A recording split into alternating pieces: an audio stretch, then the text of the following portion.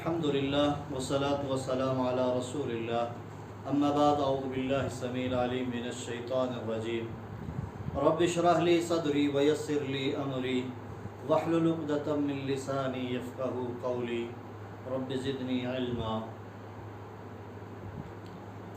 اللہم ارنا الحق حقا وارزقنا اتباعه وارنا الباطل باطلا وارزقنا الاجتناب۔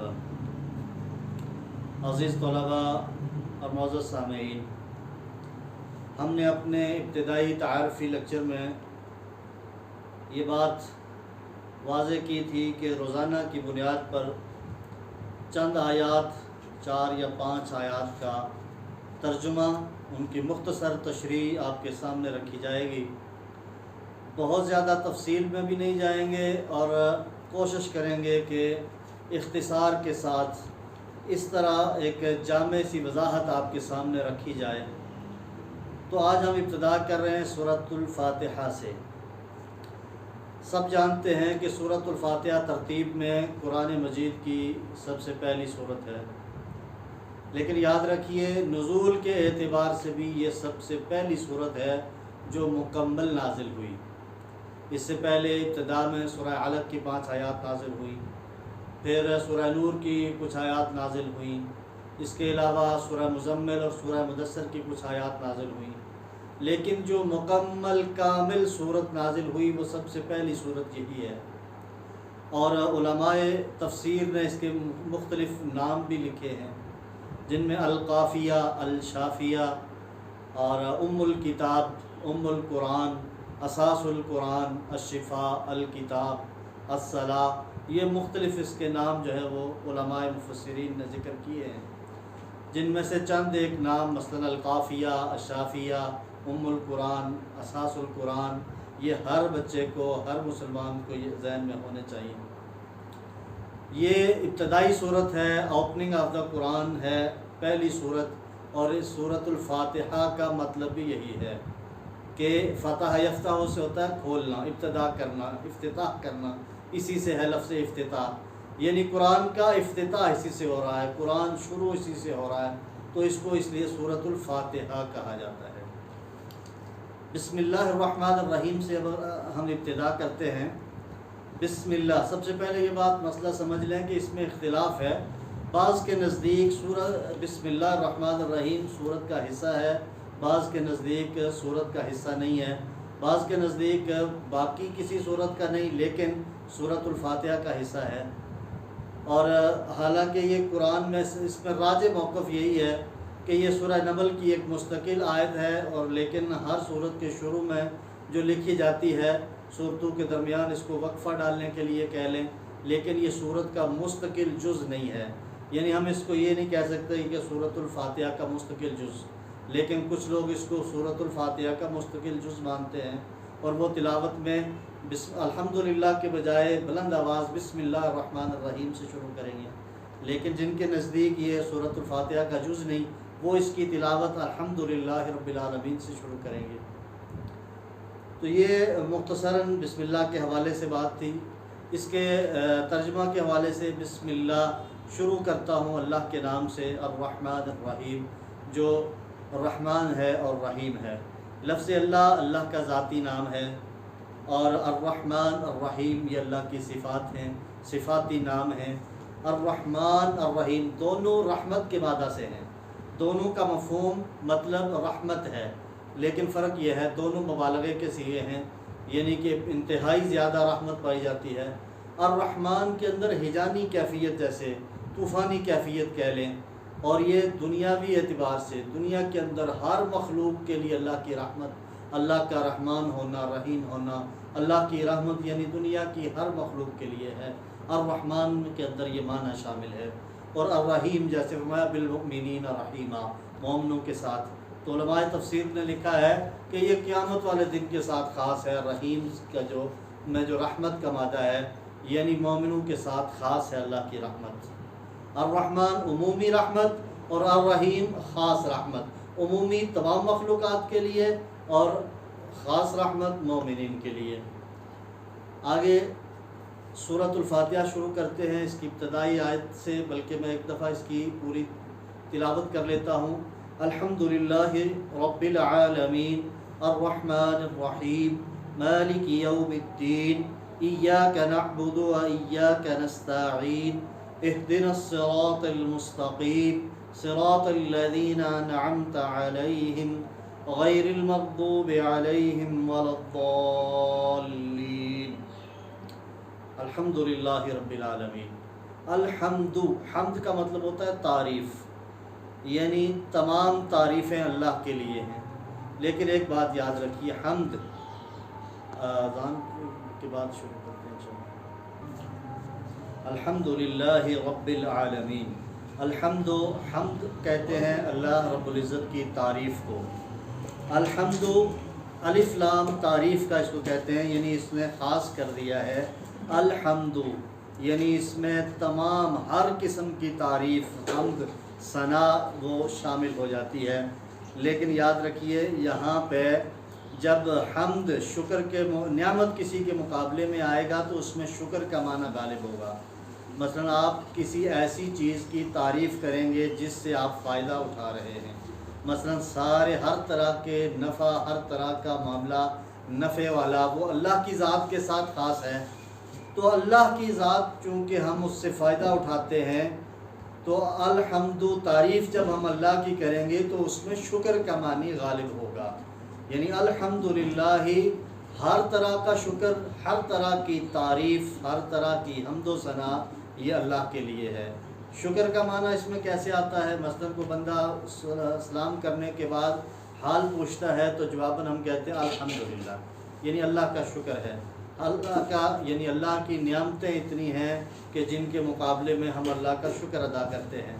तो अल्हम्दुलिल्लाहि रब्बिल आलमीन, अल्लाह की हर तरह की हर तरह की हम्द, हर तरह की तारीफ़ और हर तरह का शुक्र वो अल्लाह के लिए ख़ास है।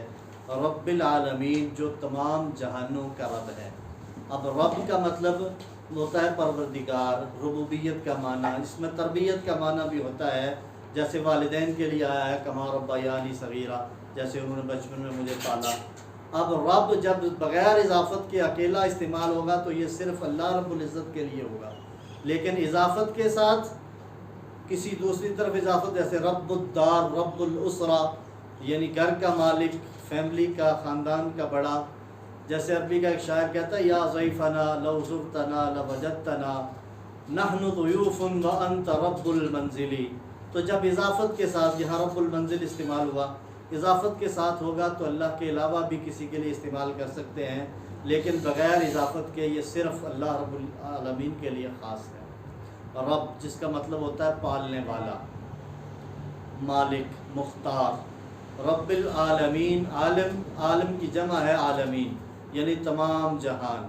तमाम जहानों में क्या है? ये कायनात, ज़मीन, आसमान, जन्नात, इंसान, तमाम मखलूक़ात, फिर आगे बरज़ख, आलम बरज़ख, आलम आखिरत, ये सारे आलम जितने भी हैं, इन सब का मालिक कौन है? अल्लाह, और तमाम तारीफ़ें उसी के लिए हैं। अर्रहमानिर्रहीम, इसका मुख्तसर बिस्मिल्लाह की तशरीह करते हुए बयान कर दिया कि अर्रहमान उमूमी रहमत अल्लाह की तमाम मखलूक़ात के लिए दुनिया के अंदर, और अर्रहीम, अल्लाह रहीम है और उसकी रहमत मोमिनीन के साथ ख़ास है। बिलमोमिनीना रहीमा, वो मोमिनों पर रहम करने वाला है, यानी आखिरत में मोमिनों पर सिर्फ वो रहम करेगा। मालिकी यौमिद्दीन, मालिक, मालिक का मतलब जिस तरह उर्दू में हम मालिक कहते हैं, वही भी बादशाह भी इसका मतलब कर सकते हैं। वो मालिक है यौमिद्दीन, रोज़ जज़ा का, बदले का। दीन का जो मतलब है वो इसका मतलब होता है बदला। जैसे एक मक़ूला है अरबी का, कमा तु दीन तुदान, जैसा करोगे वैसा भरोगे, जैसा काम करोगे वैसा बदला मिलेगा। तो ये यौमुद्दीन, बदले का दिन, जज़ा का दिन, मुराद इससे आखिरत का दिन, क़यामत का दिन, यानी जब अल्लाह रब्बुल आलमीन के सामने तमाम मखलूक़ात पेश होगी, मरने के बाद, दोबारा उठाए जाने के बाद, महशर के मैदान में हिसाब व किताब के लिए जब अल्लाह के सामने तमाम मखलूक़ात को, इंसान और जिन्नात पेश होंगी, तो वहाँ उस दिन का मालिक कौन होगा? अल्लाह। वहाँ किसी और का कोई हुक्म नहीं चलेगा, किसी की बादशाहत नहीं, किसी की नहीं, बल्कि वो आता है कि दूसरे मकाम पर लिमनिल मुल्कुल यौम, کہ آج کے دن کس کی بادشاہی ہے؟ للہ رب العالمین، اللہ رب العالمین کی۔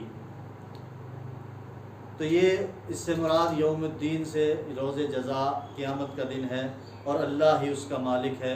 وہاں کسی دوسرے کی کوئی مجال نہیں ہے کہ وہ اللہ کے کام میں کوئی رکاوٹ پیدا کر سکے، اس کی اجازت کے بغیر کسی کی سفارش کر سکے، یا اس دن کسی کو کسی اللہ کی ذات کے علاوہ کہیں اور سے کوئی امید ہو بچنے کی کہ فلاں ہستی یا فلاں ذات یا فلاں نبی، فلاں پیغمبر یا فلاں ولی یا فلاں بڑی ہستی مجھے بچا لے گی۔ نہیں، اس دن صرف اللہ مالک و مختار ہے، اور وہی روز جزا کا مالک ہے، اور حساب و کتاب بھی اسی کے ہاتھ میں ہوگا۔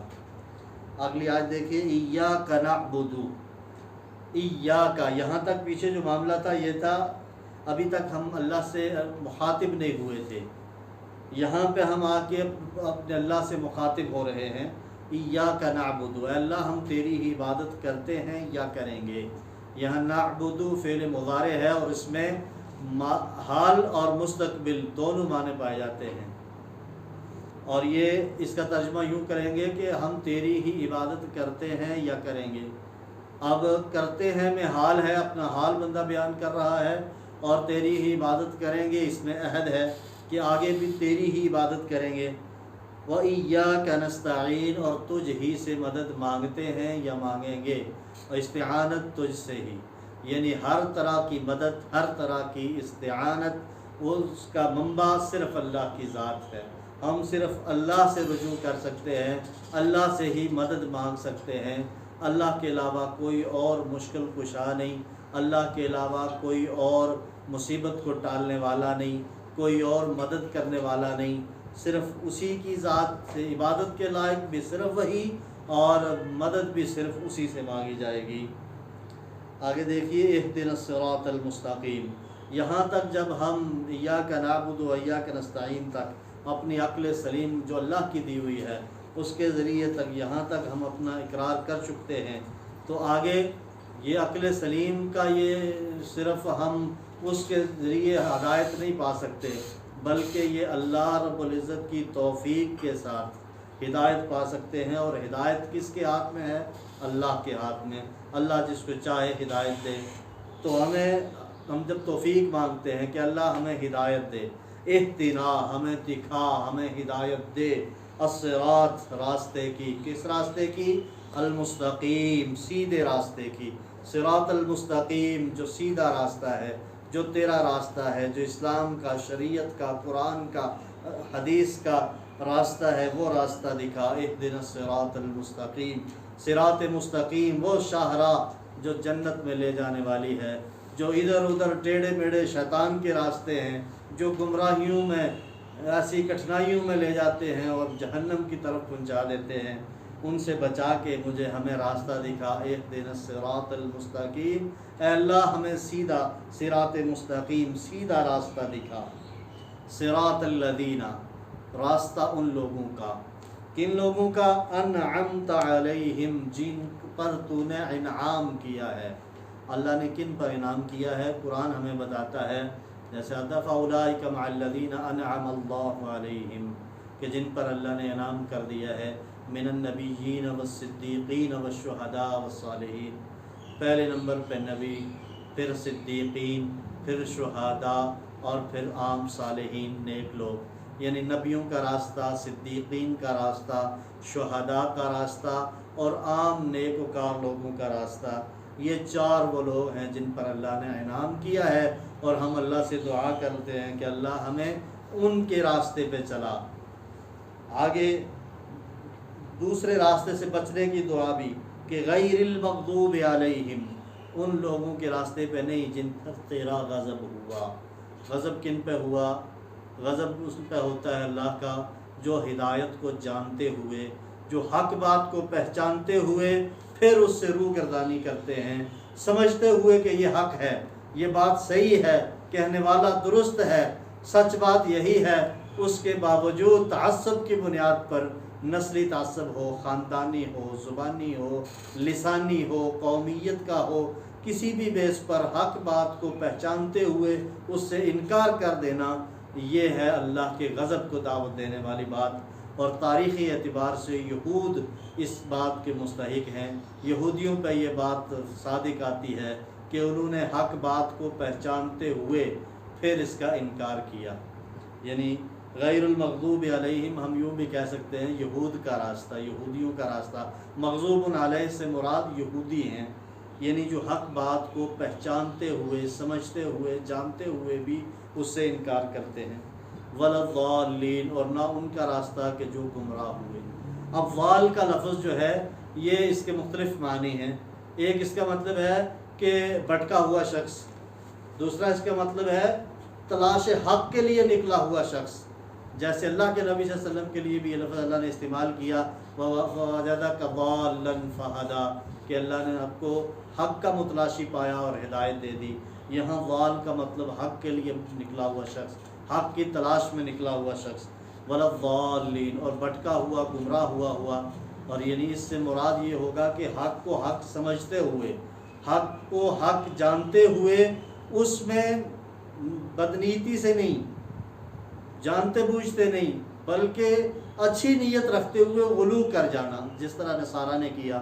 اور ایسے ہی مفسرین نے لکھا ہے وَلَضَّالِّينَ سے مراد نصارہ ہے، عیسائی ہیں، جنہوں نے عیسیٰ علیہ السلام کی محبت میں اتنا غلو کر لیا، ان کو نبی بھی مانا، انجیل کو آسمانی کتاب بھی مانا، اس کی تعلیمات کو بھی مانا، لیکن غلو کرتے کرتے اس قدر آگے چلے گئے کہ اللہ کا بیٹا بنا دیا، تثلیث کے عقیدے پہ چلے گئے اور گمراہ ہو گئے۔ وَلَضَّالِّينَ بظاہر نیت ان کی اچھی، عقیدت میں جیسے آج کے زمانے میں بھی کچھ لوگ انبیاء اولیاء کی عقیدت میں اس قدر آگے چلے جاتے ہیں کہ وہ انبیاء کو نعوذ باللہ اللہ کے رتبے تک لے جاتے ہیں، اولیاء کو اس قدر بڑھا دیتے ہیں کہ جیسے الطاف حسین علی نے کہا تھا نا کہ اماموں کا رتبہ نبی سے بڑھائیں، نبی کو جو چاہیں خدا کر دکھائیں۔